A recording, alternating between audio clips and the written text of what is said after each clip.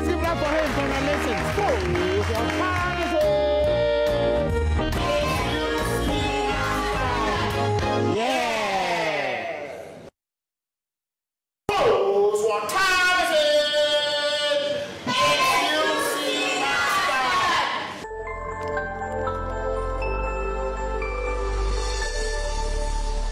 Joy Prime Real Entertainment. Joy News presents the Kumasi edition of the Joy News Western World Properties Habitat Fair this December at the Kumasi City Mall. The Joy News Western World Properties Habitat Fair will bring together finance houses, construction firms, real estate developers, dealers in furnishing, and many more. It's from Friday, December 7 to Sunday, December 9, 2018 at the Kumasi City Mall from 8 a.m. to 8 p.m. daily. The Joy News Western World Properties Habitat Fair 2018 is brought to you by Western World Properties. Live your true comfort. Elegant homes and general construction, where you live your dream. Zenith City, the new airport city. Castle Steel Structures Limited, dream it, we build it. JL Properties, the city's favorite developer. DBS Roofing, Roofing Papa Fee, MNC Properties, a choice of class, and Millennium Insurance, your trustworthy insurer. Joy News Habitat Fair 2018, affordable housing for all.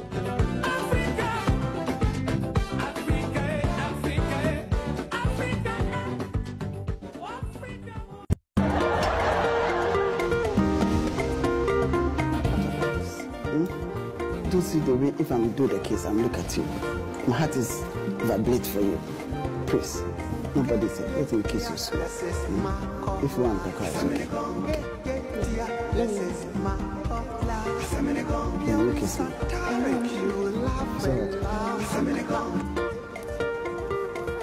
Now, so how you waste my time? You have let me talk. You wanted to talk? No. Yeah, because sometimes you don't know me. Okay.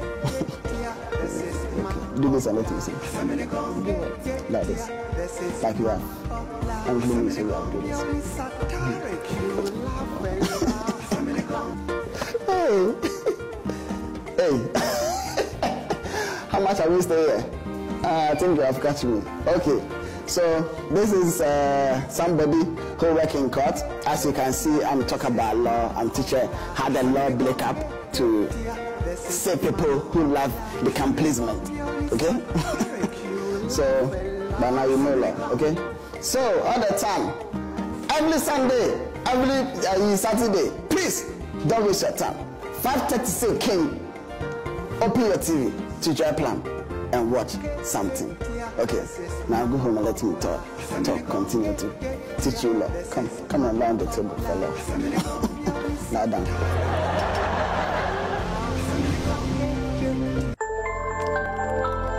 Joy Prime Real Entertainment.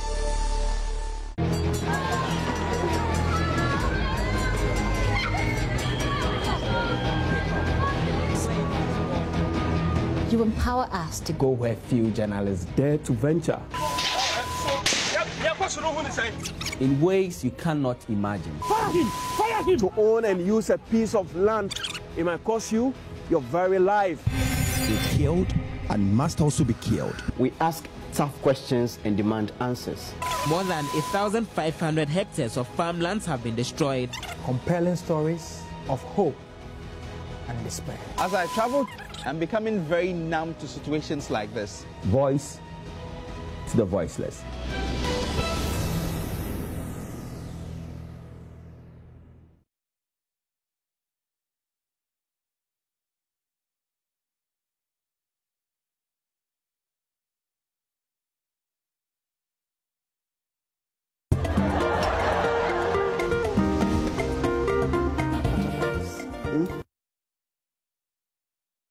Joy News presents the Kumasi edition of the Joy News Western World Properties Habitat Fair this December at the Kumasi City Mall. The Joy News Western World Properties Habitat Fair will bring together finance houses, construction firms, real estate developers, dealers in furnishing, and many more. It's from Friday, December 7 to Sunday, December 9, 2018 at the Kumasi City Mall from 8 a.m. to 8 p.m. daily. The Joy News Western World Properties Habitat Fair 2018 is brought to you by Western World Properties. Live your true comfort. elegant homes and general construction where you live your dream. Zenith City, the new airport city. Castle Steel Structures Limited. Dream it, we build it. JL Properties, the city's favorite developer. DBS Roofing, Roofing Papa Fie. MNC Properties, a choice of class. And Millennium Insurance, your trustworthy insurer. Joy News Habitat Fair 2018. Affordable housing for all.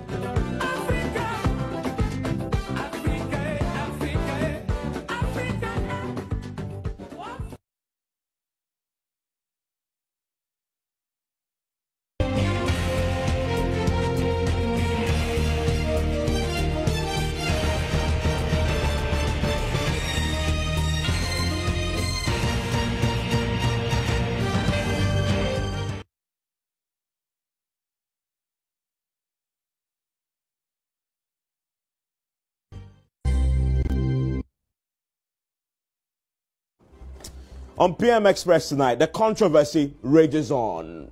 The Norway embassy controversy, it's become one of the biggest conversations anywhere as far as the headlines are concerned. And you can see the beautiful building in the backdrop. And we're going to watch some videos tonight the minority had produced. We're also expecting to get some pictures that government also has to prove their case. We'll tell you what happened shortly.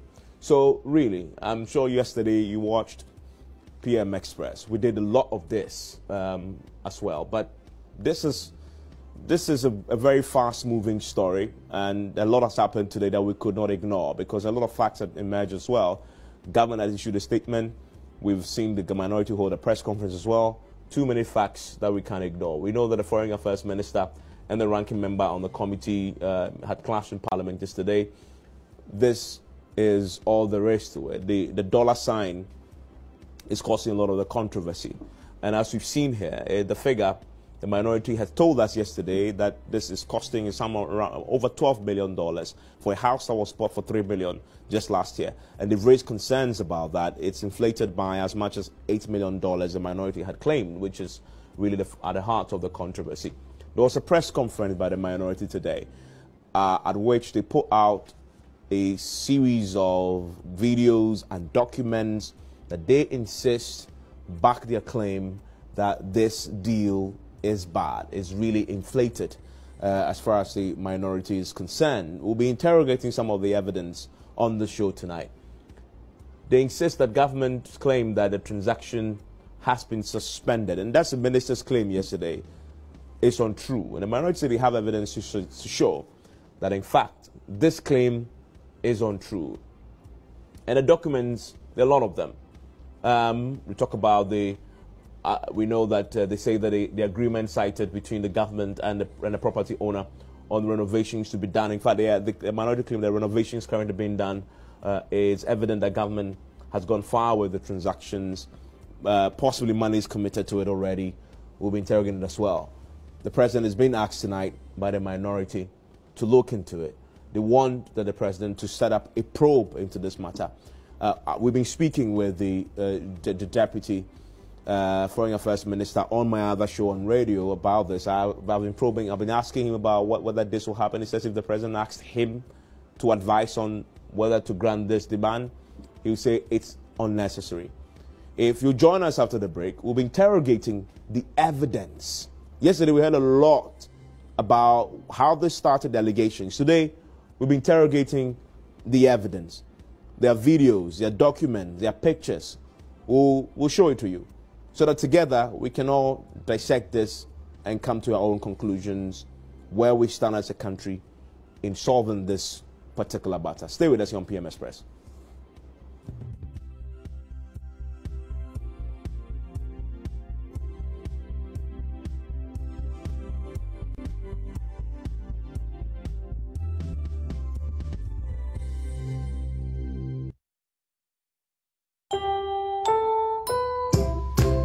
Is it the rumble in your tummy when you've had too much to eat? Or that headache you had from yesterday's party? Then Number 10 liver salt is for you. Number 10 gives you quick, effective relief from nausea, indigestion, heartburns, hangovers, and hyperacidity. And with different flavors of fruity sweetness, it's a pretty tasty way to end an uncomfortable situation. Number 10 liver salt from Ernest Chemists, because everyone needs a chemist.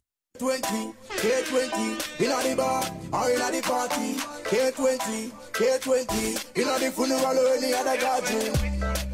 The burning sensation, I touch them up. K20 whiskey, who track a crack with no man. K20 whiskey, what a tattoo battle, where you judge. K20 whiskey, hey, yeah, K20. A born there for fofo. Yes, papa, and no.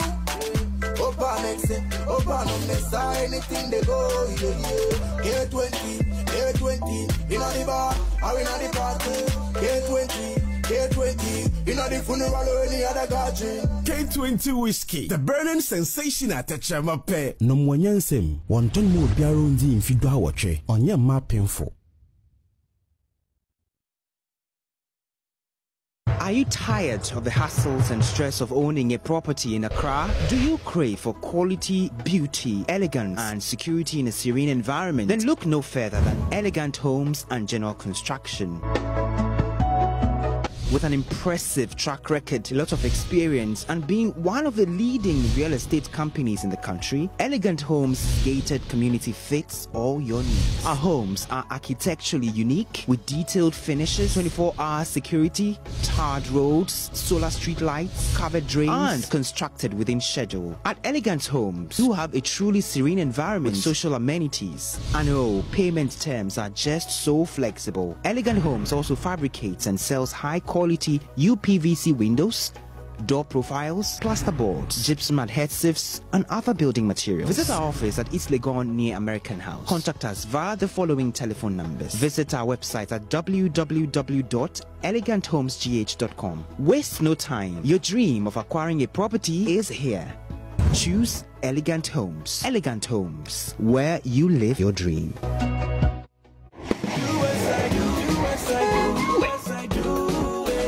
Okay, your car dey beep out. Charlie, me if I get some little supporter, like I go sell this one, then top up for a new car.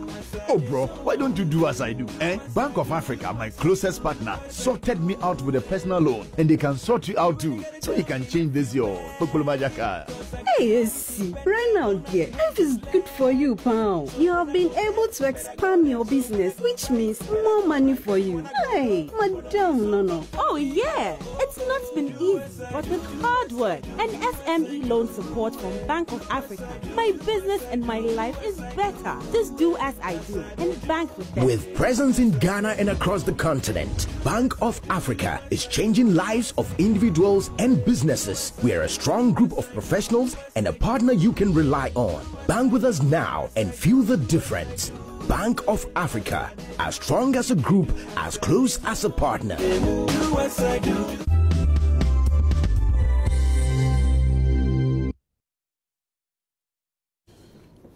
We're live on PM Express, and my guest in the studio, in fact, my first guest, we had agreed to be here, the Deputy Foreign Affairs Minister, Charles Oredu. We had spoken quite extensively about tonight, but a short while ago, we spoke again, and he says he's unable to be here, and that he's had to go to Pejiase because there's an event there that he has to attend. And so he isn't here. He had shown me pictures, his own pictures from the government side that proves their case as far as this Norway Chancery building is concerned. And I wanted to show that because there's evidence on both sides that we need to interrogate together. And so I wanted him to be here so that we can show his own evidence to back the claims that this is not a building that, you know, is terrible and is in bad shape, that we are getting at a very inflated cost. In fact, they showed me pictures to make the point that this is a building in very good shape, and that could be costly. But yes, I mean, after we agreed, he's not able to come, and so he says he's caught up doing other legitimate work. And so we're going to have the conversation nonetheless. And so I have in the studio with me Okudzeto Ablakwa, who is the MP for North Tong. He had raised this matter on the floor. He has been leading. He's a minority spokesperson on Foreign Affairs. He's also the ranking member on the Foreign Affairs Committee in Parliament. And so we'll be interrogating it. We'll pull up. He also brought his own evidence, videos and documents to back this. We'll be playing that on your screens very shortly. He says supports his case. We'll be interrogating that on the show. However, government had issued a statement today. I'm sure if you followed this, you would have noticed this. We came early in the morning. I want to start with that. I want to read that, and then that's government's position as far as this is concerned. Government says in the statement that it issued that the Ministry of Foreign Affairs and Regional Integration has taken notice of events emerging out of Parliament where a section of the minorities alleging corrupt motives into plans by government to acquire a chancery in Oslo, Norway. The ministry takes very strong exception to the minorities' vigorous attempt to impugn corruption into the transaction by claiming that the price of the chancery has been inflated by $8.5 million. For the avoidance of doubt, these are the facts, and we're going to go through it. The Ministry of Foreign Affairs has not signed any agreement to purchase the said properties, the Chancery and the Ambassador's Residence. So these are two different buildings. So there's a Chancery and the Ambassador's Residence. The ministry expressed interest in two properties in Oslo, and as required by the Public Procurement Act, commenced due diligence on the properties with the assistance of a property valuer and a reputable lawyer with expertise in the acquisition of properties for diplomatic missions. As of now, the ministry has not entered into any binding agreement with the owners of the property. The ministry wishes to categorically state that no payment has been made towards the purchase of the properties. Therefore, there has not been any financial loss to the state. The ministry strongly rejects the unfounded claims by the ranking member of the Parliamentary Select Committee of Foreign Affairs, Okudzeto Ablakwa, and a section of the minority that seeks to give the erroneous impression that the ministry was engaged in some fraudulent transaction with the owners of the property. Such uninformed allegations and hasty judgments involving a diplomatic mission could damage not only the image of Ghana, but jeopardize relations between the two countries. He says in response to the publication in a Norwegian newspaper alleging the inflation of the price by the owner, the Honorable Minister directed on 12 December 2018 that all activities relating to the acquisition of the two properties be discontinued. The directive was immediately communicated to the parties involved, and it ends by stating the ministry wishes to assure the public that it will not engage in any transaction that lacks transparency and does not conform to proper procurement standards ensuring value for money. That is a statement released by government, and this is Ministry of Foreign Affairs and Regional Integration. Mr. Ablakwa, I'm sure you've seen this statement. This statement says the claims you've made are unfounded, they are false, it's not true. Let's start with the specifics, because this is what I want to do on the show. It says that the ministry saw the newspaper publications on the 12th in Norway, and they were alerted to the inflation of the amount by the newspaper in Norway, and so they immediately pulled the plugs. And that the decision to pull the plugs on the deal was communicated to all the parties involved. The government is saying, we knew this was happening. It wasn't something that you brought to their attention. It's not something that you can claim, and that they've done the right thing. What's your reaction to that? Evans, good evening to you and good evening to our viewers. Season's greetings. It's really sad, and we all should be outraged that our public officials will engage in such conduct, and when they are caught out, they put up such a performance which is not glorious, is not honorable, is not sincere. When you read this statement, they set out to virtually attack me, use very strong words on me, unfounded, uninformed, hasty generalization. And yet, everything you have said in that statement confirms what I said on the floor of the House. You've confirmed the fact that indeed you were taking steps to purchase a property in Oslo. You have confirmed the fact that the pricing is problematic, that it is inflated. You have confirmed the fact that Norwegian media has raised questions about the transaction and has described one Norwegian financial newspaper called the Finansavisen, I hope I get the pronunciation right, described the transaction as unethical. You confirm all of that. And yet in the same vein, you say that I have been uninformed and I'm making unfounded allegations. You have virtually confirmed everything. Now, what is also interesting, Evans, is that in Parliament, and you can talk to your parliamentary correspondent, Okudzeto, who is very diligent. It is the minister who moved the motion. So she spoke first. And she spoke for more than 30 minutes. We have the recording. The Hansard, the official records of Parliament, captured her statement. On the embassy in Oslo, she said that everything was moving smoothly.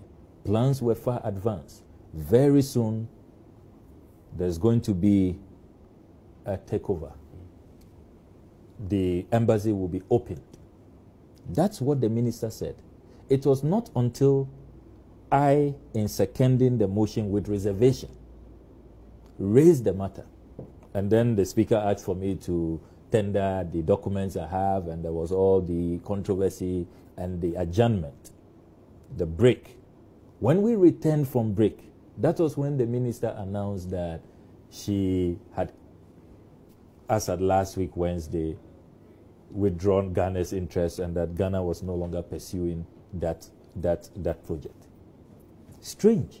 So, if that is the case, why is it that before I raised the matter, you were portraying everything as having gone very fine, very smoothly, that there is no cause for alarm, and that we should expect the mission to be open soon? So clearly, if you look at the conduct of the officials at the Ministry of Foreign Affairs, and I have said that this is nothing personal. It's not vendetta. I have nothing against the Honorable Foreign Minister. I'm only doing my job. Article 179 is very clear. When these ministries appear before us, we must scrutinize. And it is documents you brought that triggered my interest. It was this document, briefing on the $50 million credit facility under the Societe Generale Ghana Limited. Okay. You have heard some of them say that. Let's break this down. What the $50 million supposed to do? So the $50 million is supposed to be used for renovations and the purchasing of new missions. And you know that we've been expanding. We're going beyond the 64 missions we have now. We plan to purchase some new missions. And even existing missions have rundown properties. Some are in rental facilities. So the plan is that you will save money in the long term by owning the property instead of paying rent. So this is we demanded the full briefing. They brought this. This is their document. And when I was going through, I saw you are purchasing under disbursement 3. It is anticipated that by the end of December 2018, the following missions will have completed due diligence process and full payment effected from the facility. Interesting. By what date again? End of December 2018. Now, it is interesting to note also that the agreement which we made public today says that the property shall be taken over and the purchase price paid by 31st December 2018. It's here. Okay. So my question on this. But yes. Did the breakdown include Norway? Yes. Okay. So you have Geneva 3 million, Vatican 2 million, and then you have the page 2. You have Paris. You have Paris, where they are purchasing a chancery, where they are also purchasing a residence, and even paying for relocation cost. Yes, you have all of that, purchasing a property in Tel Aviv for $4.5 million. I want to see the and then Norway Oslo. one. Okay. Oslo, purchase of chancery and residence. $16.5 million. Their own document. Okay. I didn't make up the figures. And I must say, when I spoke to the Deputy Foreign Affairs Minister on Top Story, he confirmed the figure of, this is the figure that they informed you. His argument, however, was that they did this as part of their desire to be transparent. And so they brought 15.5 million. But the 15.5 million, so this is, if you disaggregate it, is what? Money for both the chancery and the residence? And the residence. Okay, so yes. If the residence is 12.5, so I'm assuming that the rest is will be for the. But even that, it doesn't add up, because you see, so this, if you are doing your work diligently, this stands out. It's an outlier, because even more expensive cities, the properties. The minister this is said like 3 Oslo times, is a very 4 times. expensive city. I mean, these are facts. You can all Google top 20 or top expensive cities to buy properties in the world, and Oslo doesn't feature in the top 20. Now, so we asked for the breakdown of the $16.5 million, which they brought to us later after the committee sitting, which is this document. Breakdown of the cost of proposed buildings for chancery and residence. It is in Norwegian kroner. And so who gave you this? This came from the Ministry of Foreign Affairs, the director of the Estate Department. Who is she? She's Doris Sabre. Okay. Now, the breakdown as provided, here too we have so many problems with it. When we check, for example, the registration of documents, you have 50,000 Norwegian kroner here. The approved figure, which is statutory, is 525. Well, 50,000 krona is what in dollars? It's roughly about $5,000. Okay. Structure and evaluation report, 40,000 Norwegian kroner. We are told that when you pay agency fees, it is part of the agency fee, so that must not be a standalone. So everything here is inflated. Even if you add the 105 million and the 25 million together, it doesn't add up to the $16.5 million. You get $15.1 million. So there to some $1.3 million inflation. Everything about it. So when we saw all of this, followed with the further checks which I conducted, and so all these documents were before the committee of which you are ranking member. Exactly. And I must indicate that yesterday when the chairman was here, he confirmed that these documents were before you. And Absolutely. that he had in fact written to request for some of these documents. Yes. And but he said they were waiting for additional documentation, though, and it was hoping that you would wait for them before you had actually raised your thing on the floor. You see, that's why we wrote this, the December 12th letter, which the chairman signed to the Minister for Foreign Affairs. Quote, you may recall that at the budget hearing meeting held on Thursday, 6 December 2019, the committee requested for a comprehensive report on the disbursement and utilization of the $50 million loan facility for the renovation of some selected missions abroad. The committee acknowledged receipt of the report and thanked the ministry for the prompt response. The committee has, however, raised some concerns relating to acquisition of properties amounting to $16.5 million for the mission in Oslo. To enable members appreciate the nature and form of these purchases, it will be appreciated if the ministry could furnish the committee with the following documents relating to the proposed property for the mission in Oslo. 1. Valuation report of the properties. 2. The ownership of the property and exact location. 3.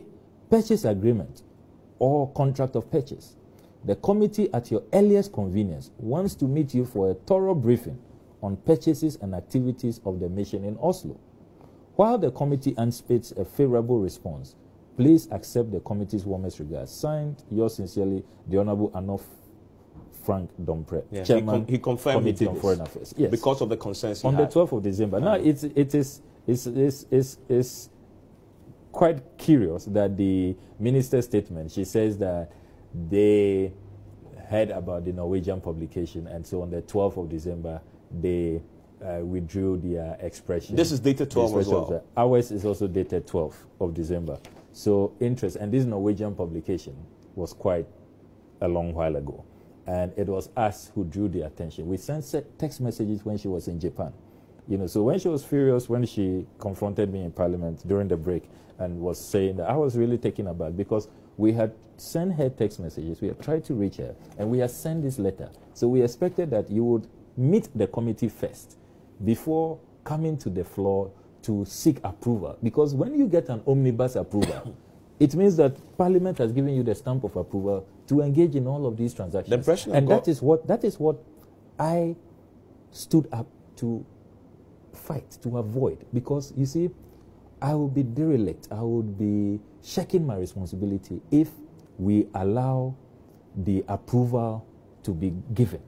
And then you want to later, when the horses have bolted, when you have already approved the entire transaction. I bet you, if I had not raised this matter, the approval we got yesterday, minus this Oslo transaction, where it was stated expressly in Parliament that don't proceed with Norway, that would not have been the situation. We will have had an omnibus approval, which will have covered all of these transactions. And I would not have been true to my conscience and the mandate that the people of Northton and the people of this country have given us as parliamentarians. So it is not true to say that I did surprise everybody in Parliament, as the Speaker gave in his ruling. The Speaker also had claimed that the documentation I was relying on was largely internet downloads that could not be verified. You know, these are the documents that I presented to the... You did a press conference today. To the Speaker. And you produced some additional evidence that you claim proves your case. And it goes to the heart of the government case.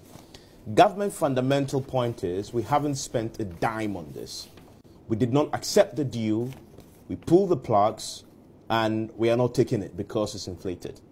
Today, Okudzeto Ablakwa presented what he believes to be contrary evidence, that government in fact accepted the deal and they were going on to pay for it, and he even showed what he believes to be evidence to show that government made requests, specific requests for the contractor, the owners, the seller, to modify the building for us.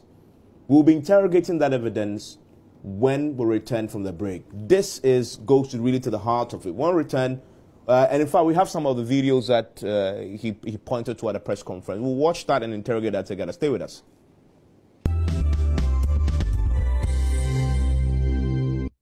Auntie Mansa, she just received money straight into a mobile money wallet from her husband in the UK, right in time to pay Sewe's school fees. Yes, so now you can receive money from abroad directly into any mobile money wallet in just minutes. All your loved one needs is your name, address, and phone number. They can send online at MoneyGram.com or by visiting a MoneyGram location. MoneyGram, bringing you closer.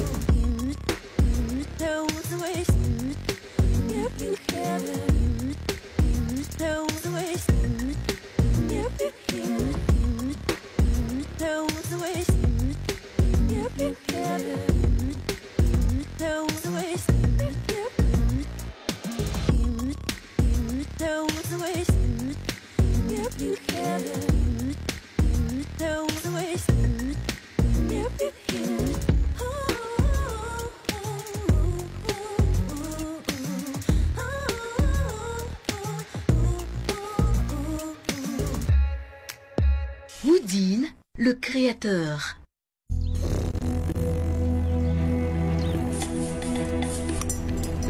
Even at an early age, we show signs of our full potential.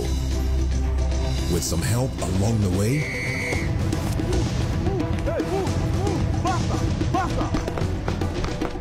we can realize that potential. Cowbell Gold has the fortified formula of vitamins, proteins, and cocoa from Ghana, giving you the energy to win.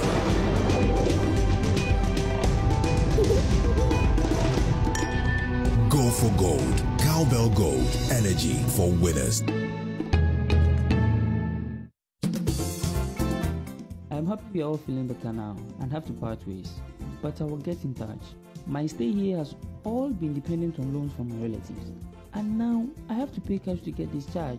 Well, I know money is hard to come by these days, but I always take it upon myself to register with Apex Health Insurance. All the hospitalization bills have been covered by the Apex card, including my prescribed medicines. I only recommend you get yourself, dependents, and your company register with Apex.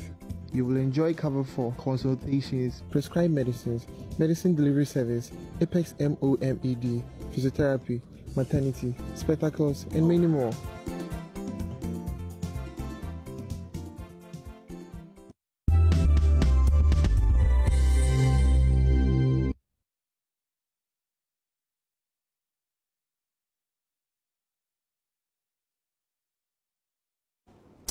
So live on PM Express here on the Joy News channel. Let's interrogate the evidence as the minority has put out. Mr. Ablakwa, the fundamental position of government is that they have not spent a dime on this building. And so what's the point? There's no financial loss. And most importantly, and this came up on Top Story, and we'll play back that interview I did with the Deputy Minister shortly. He says that it's not true that they've even accepted the deal, the offer that they got. You say that's not true, and like you claim to have evidence. What's evidence you have? Yeah, this is the evidence, and it's we've done the translation of the agreement, which was originally in the Norwegian language, and it is interesting. The offer is made that we hereby offer the following terms for purchase of the property at Sigens Gate 3 land number 215, title number 522 in Oslo. 1. The purchase price for the property is 100,000 Norwegian kroner, which tallies with the breakdown they brought to Parliament. Tallies. It says the property shall be taken over and the purchase price paid by 31st December 2018 if desired. The seller may defer the transfer to 2nd January 2019. This also tallies with the briefing that they brought to our committee that they hope to pay by 31st December 2018. 3. The property shall be taken over as surveyed, provided, however, that any incomplete work per 21st November 2018 shall be completed before the delivery. 4. The purchaser requires the residents, the purchaser. If you read the minister's statement today, she says that we only express interest. Yes. This goes beyond expression of interest. When you tell the offeror that, let me just read it. The purchaser requires the residents to have the following work performed by the seller prior to takeover. A. The small wall on the 2nd floor of the ambassador's office shall be removed and the electric installations shall be installed on the inside of the wall with an opening of 30 by 30 centimeters. B. Cables which cannot be removed in the opening shall be placed in boxes. C. In the office on the ground floor, there shall be installed 2 toilets as shown in the drawing. D. Wardrobe in the entrance hall shall be completed and ready to use. E. The seller shall install a kitchen in the bed-sitting room in the basement. Who's making these requests? The government of Ghana. And this document is from?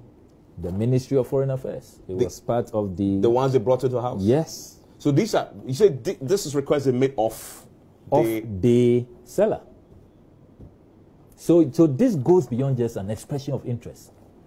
And that is why we are saying that we want to see that communication to the parties that you are no longer interested. We want to see evidence. As we speak, Parliament has not seen any evidence that indeed this whole transaction has been terminated. 2, what is the response? Because if the seller has invested, has actually spent resources meeting your specifications, which you have requested of him, and we have the videos.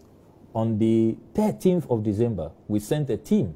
Is this the video on the screen now? Yes. Is that what it is? That is what are we watching now? So that is there are 2 videos. This is the interior, where the construction works are taking place. And these ongoing construction works conform to what is in this agreement. The kitchenette at the basement, the wardrobe at the entrance hall, the renovations in the ambassador's office to add additional toilets and all of that. And indeed, there is a Norwegian discussion that you may want to translate. We have done that. The workers are asked who they are working for and all, and they say that it's going to be an embassy. It's for the Ghana government. It's a Ghanaian embassy. And you see, the second anecdote that you derive from this video is that, contrary to claims that, you know, the $3.5 million last year and now $12.2 million would be because the property had been worked on and, you know, the value... There's been enhancements. There's been enhancements and all of that. You can tell from this video that nothing like that happened, you know. So... But the video doesn't show much as there's the interior. But you say the work going on is ours, is our request. That's what the workers said. That's why we are calling for a probe. You see, we are not seeking to criminalize anybody or to indict anybody, but we are saying that there is more to this transaction, right from the series of inflation, hordes of inflated costs, the lack of transparency, and the fact that if we had not exposed this, we would not be hearing. I mean, you have been dealing with the Foreign Affairs Committee all this while. Not once did you tell us that you have issues with the amount. You were comfortable with this $16.5 million. When did this first come to the committee? When I say not the controversy, the deal to approve the amounts for all the embassies, etc. Because this also was part of the bigger deal, right? The bigger consideration. Yes. When did that first come? The 6th of December. That's when we had the first meeting with the. At that point, this also wasn't an issue. At that point, we asked for a breakdown. Okay. I requested for the breakdown of what they were using the $50 million facility for. The $50 million was the finance ministry release. No, the $50 million facility. Oh, the $50 million they've taken to renovate everything. The Société Générale loan. Okay, the Société Générale. Yeah. So you asked for a breakdown. A breakdown. Okay, and then that came. And then that came, I think, a couple of days after they brought the breakdown, and that was where we realized that isolated Oslo. Oslo. Because when you read the document. Well, you showed it. Oslo. That is the biggest. Yes, $16.5 million. And no, what's happening here? And then, so a curious mind will probe further. And then in probing further, one scandal after the other. Yeah, and so they brought you the breakdown of what that is. Yes. So we requested the breakdown. The breakdown sought to justify the $16.5 million. They didn't see anything wrong with the figure. They saw nothing wrong at all. They provided a breakdown, which is here, a breakdown which justifies the $16.5 million. And here again, if you do, you see, you get a total of 130,955,000 Norwegian kroner. Here again, if you do the conversion, current, and our viewers can just Google, just do the conversion, today's interbank rate, 130.9 million Norwegian kroner. You get $15.1 million. It doesn't even add up to the $16.5 million. So every single item on this breakdown, we had issues with them. The chairman of the committee raised something yesterday. He says there was another point that came up, which is the finance ministry having released some 50 million. He said it was released to them in October, right? True. At what point and that was for Oslo, was for Mauritius, and one other country where we were going to set up. At what point did that come to your attention? Why was that relevant? Very relevant, because you see, when we saw these matters and then we frantically tried to reach the ministry not to commit, we then came by this document from the finance ministry, a copy of which I have here. which is headed Response for Issues Raised During the Parliamentary Select Committee on Ministry of Foreign Affairs and Regional Integration. The second... You requested for this from the Finance Ministry? From the Finance Ministry. Why? What prompted the request? Because the chairman confirms there was bipartisan agreement that we should probe this further. Yes. But I'm just wondering what specifically prompted the request because for this? all of this, these ballpark figures looked quite suspicious. You wanted to find out if the Finance Ministry has released money already? Yes. And, okay, so this is the video. Can we put this video on? A video of the workers working in this building that we're told is that building that is the subject of this controversy, and you could hear the sound in the background. I think the workers, the carpenters, are working in this building, and as you see, this is what you refer to as the conversations being had. Yes. By the workers there. Yes. And the person. Hybel, hybel nede? Hybel, ja. Så det jo soverom oppe også, ikke det? En oppe, 3. Det litt det her? Nei. Ja, men det skal være kontor, da, det ikke det som meningen? Ja, det skal være chancery, ja. Så jeg vet ikke hvor mange soverom der. Da kan jeg i hvert fall sove oppe, helt på toppen. Helt på toppen, ja. Det kan jo kanskje være flere soverom der også. Ja. Oi. Det kan kanskje være 3 på toppen. Ja. 1, 2, 3 med bad og... Ja. Kanskje? Ja, og dere sa jeg blir ferdig når? Dette er ferdig? Jeg vet ikke si akkurat nå. Nei. Ok. Ja.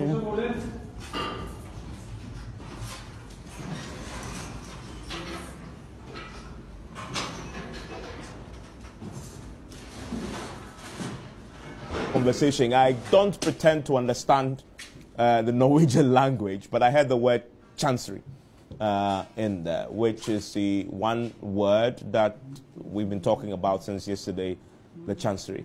I don't know in what context that was said, but it appears to me that it's a conversation, for what we heard, that whoever was filming was having with the workers there, and the word popped up. And Okudzeto Ablakwa argues that those who speak the language had translated to say the workers agree that that building they're working on is meant for a chancery. But I didn't hear the word Ghana, though. Well, it could be a chancery for any other country. It's for Ghana. The agreement is very clear, and it's Ghana that has communicated its specifications that it wants fixed, and that's what they are doing. You were referring to the... Yeah, so the Ministry of Finance document, the heading is Track of Claims, signed claims to Controller Accountant General Department as of November 2018. So we saw a figure of 15.3 million Ghana cedis, released on the 20th of October 2018. And the description is establishment of diplomatic missions in Oslo, Norway, and Consulate General in Port Louis, Mauritius, and Guangzhou, China. So we had to ask questions, and that is why we decided that, look, based on all of this, because initially at the committee, when we asked how they were hoping to fund these new missions, the chief director and his team had told us that they are hoping to use IGF. And then we see this release from the Ministry of Finance. We did not tell you what we had been told, so we're all curious. And that's why we said, look, let us just write, let's invite them, and let's settle this matter before approval. But then on Monday, the minister appears and is moving the motion. So I had no choice but to raise the matter. I have heard them say that they wanted us to meet later after the approval. You don't do that. I mean, can you imagine how Parliament will have been subjected to ridicule and attack, if we had gone for a blanket approval and had been silent, did not raise these reservations, and then we sat later. What if we didn't resolve these matters? And what if we didn't get government to back out of this rather, unconscionable transaction? Fundamental question. Government says we haven't spent a dime, a peso on the bill. You accept that, do you know? Because is there any contrary evidence to that? It is difficult to accept that. You see, this 15.3 million Ghana cedis, we want to know what they used it for. Is it that the money is still in Ghana, didn't get to Oslo? They said they haven't spent it. We need to see. You see, you don't trust that. Yes, because of all. You see, the more you go into every single document that they have brought to us, and I listened to the deputy minister interview with you, struggling to even just accept that yes, you brought before us this document. You demanded $16.5 million. I mean, he was beating all over the bush. Would not say. You see, so the lack of candor. The lack of sincerity. You see, even the agreement that I presented today, you heard him initially say that, there's no Ghana there. Is there Ghana in it? Until I told him that you brought the agreement to us. So if there is no Ghana, it's not for Ghana. Why did you bring it to us? Did you think that we will not read the document? I mean, so you see, it's the posture, the whole conduct has been problematic, and that's why it's difficult. Now, per this agreement, we have sent a team to Oslo. They brought us these videos. People are working there. Now, are we saying that the buyer is Father Christmas and that there are no liabilities that we have to bear as a country? It's possible the buyer is just improving it after we chickened out, after we withdrew our offer, our intention to buy, and it's just preparing it to sell to another buyer. So let's see their response. First of all, we have not seen this minister's letter, this much talked about letter, withdrawal of interest. We haven't seen it.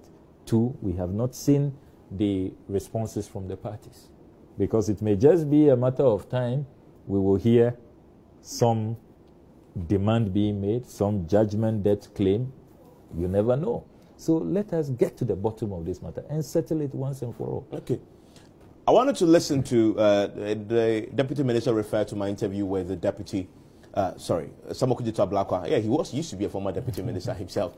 But the ranking member referred to my interview with the deputy foreign affairs minister, Charles Oluredu. I want to listen to his, and this is a government side, as far as this deal is concerned. A request to the seller to make changes to the building.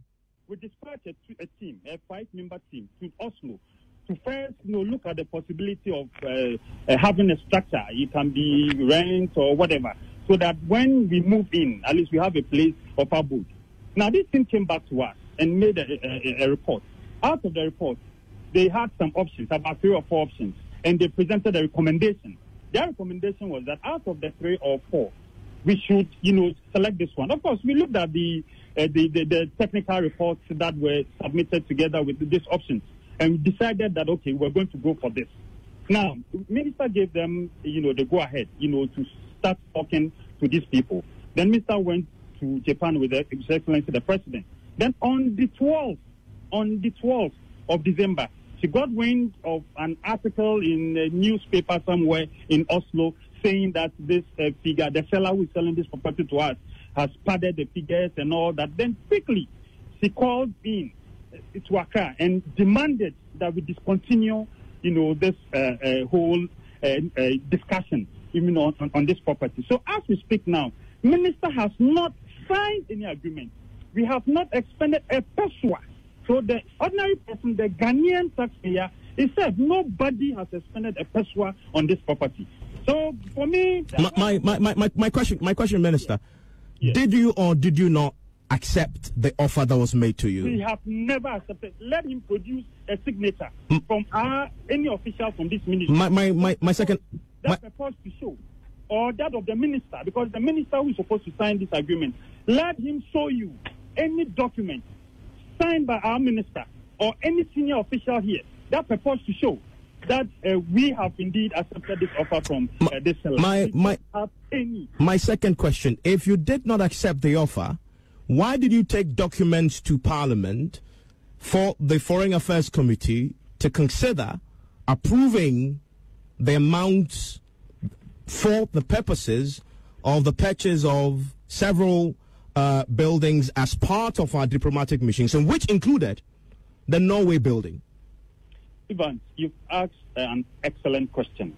Evans, we never sent any documentation to Parliament seeking the approval, to pass whatever request that we've sent to them. This was an arrangement we had with Societe Generale. We had this money about 2016 thereabouts under the NPP. They contracted this facility. So there's no any agreement that we have here that shows that we brought a request to Parliament to pass this for us to be able to expand. No, it never happened. What ministers sought to do yesterday was to move the motion, for the appropriation bill, the budget for next year. That's all that she went there to do. Then this surprise was sprung on her. So if somebody tells you that we sent the document to Parliament seeking the approval, for us to spend money on Oslo, Norway, it's not true. No, but yes. Charles Oredu, there he's a deputy minister, and very briefly on that point, he says they didn't bring in a document to you seeking approval, did they? So Evans, I have here the report of the Committee on Foreign Affairs on the 2019 budget estimate, and this is the report that the minister came to Parliament to move the motion for. Page 11 of the report, paragraph 8.6, under the heading Challenges in Disbursement of Facility for Innovation and Acquisition of Properties for Mission. The committee noted that the ministry in 2016 contracted a loan facility of $50 million to renovate selected missions abroad and to acquire new properties. A total of 33 missions are to benefit from the facility. It was noted that there has been delay in the disbursement of the facility. As at the time of reporting, only $5.7 million had been disbursed in respect of the following, and then we list. Okay. So this is a matter that came before us. But the list you have that does include Norway. Yes, Norway. Yes, and there's an explanation for that. Okay. It did not include Norway because we said that we were not satisfied with the documentation, and that our letter to the ministry had not been responded to. Okay. So we would not include Norway, just in case there is an omnibus approval. And then someone will want to say, Norway was included, so we are going ahead. The chairman it was to protect. The chairman confirms that. It was to protect that he took that out. It was to protect so what was approved in Parliament yesterday did not include Norway because of the consent the committee had. Exactly. So for Honorable Oredu to say that I sprung the surprise when there's a letter sitting at your ministry since the 12th of December asking questions on this transaction. We have been very open, we've acted in good faith, but it gets to a point where when you are now coming for approval and you are saying all is well in Oslo, everything is fine, if I do not point these grave matters out, we are going to lose on the Chancery $8.6 million. Then when you look at all the other inflations and all of that, the whole inflated cost comes to some $10 million. I mean, I just can't sleep. I'll be restless if I'm to keep quiet on this. On my this final matter. question: you've asked for the president to open a probe into this. Mr. Oredu, who is a deputy foreign affairs minister, you heard him. He says if the president asks his opinion, you tell him that it's not necessary. If you don't get the probe, which is very likely you won't get, what will you do? Because you believe this is a grave matter. I mean, as we have noted, we are going to continue to pursue this matter. We're going to continue to agitate. We will not let this matter lie. Concretely, what will you do quietly not to let it lie? There are so many options available to us. These releases from the finance ministry, we can file questions in Parliament, urgent questions. We can ask the public account. Fortunately, we chair the public accounts committee, so we can probe further into these accounts. We are still pursuing other legs in Norway, which I don't have to disclose now, and so many other options. We can go to Shraj and all of that. So you have not seen the end of this matter at all, except if government changes its conduct, comes back to the committee and is fully transparent, responds to our December 12 letter, and then we all work together. Because at the end of the day, we just want to protect our image. You don't want these transactions still featuring the Norwegian press. They're describing it as unethical, fraudulent, and all of that. In the minister's statement today, she says that we should watch our relations with. It is rather the non-action, the lack of transparency, the non-responsiveness that will affect our image and our relations with other countries. They are all watching. And if they see that we are not committed in the fight against corruption and we don't want to live above board in our transactions, they will have a very dim view. Who is the owner of the building? Do you know? Because who is the owner? Still an unknown buyer. It's all part of the controversy. Who then went to buy just August last year, flips it. Do you know that person? 3.5 and it's making $12.2 million. You know the person? We're getting close. That's some Okudzeto Ablakwa. He's a ranking member on the Foreign Affairs Committee. My name is Evans Mensah, and of course I explained earlier why the Deputy Foreign Affairs Minister, who we had spoken to and agreed to come, could not be here. But this conversation, the President is having an encounter tomorrow, and I'm sure the press will ask him about this. He's back from Vienna tonight, and we'll be chatting with him tomorrow. So maybe we'll get some further clarity on this matter. My name is Evans Mensah. Enjoy the rest of your evening.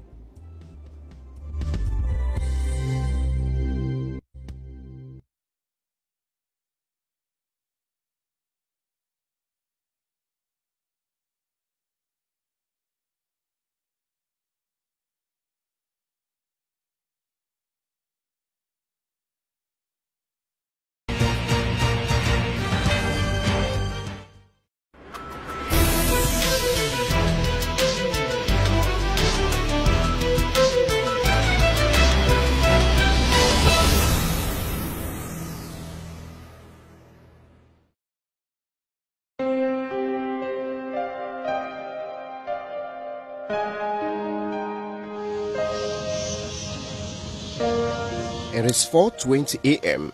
and many in the national capital are still in bed. But 8-year-old Jeremiah Arthur and his mother, Betty Mensah, are already here at the 37 Military Hospital. On this day, they would not see a doctor until after 8 a.m., about 4 hours from now. Jerry and his mother left Takoradi at midnight by bus. This means it will take them at least 8 hours from the time they left home to when they will finally see a doctor. Anytime they have to come to the hospital, they travel at night in order to be in the right position of the long queue of patients. There is no sleep for them on such occasions. The reason Jerry is still sleeping on the wooden bench in front of the surgical OPD. After securing her place in the queue, Jerry's mother heads for the X-ray laboratory.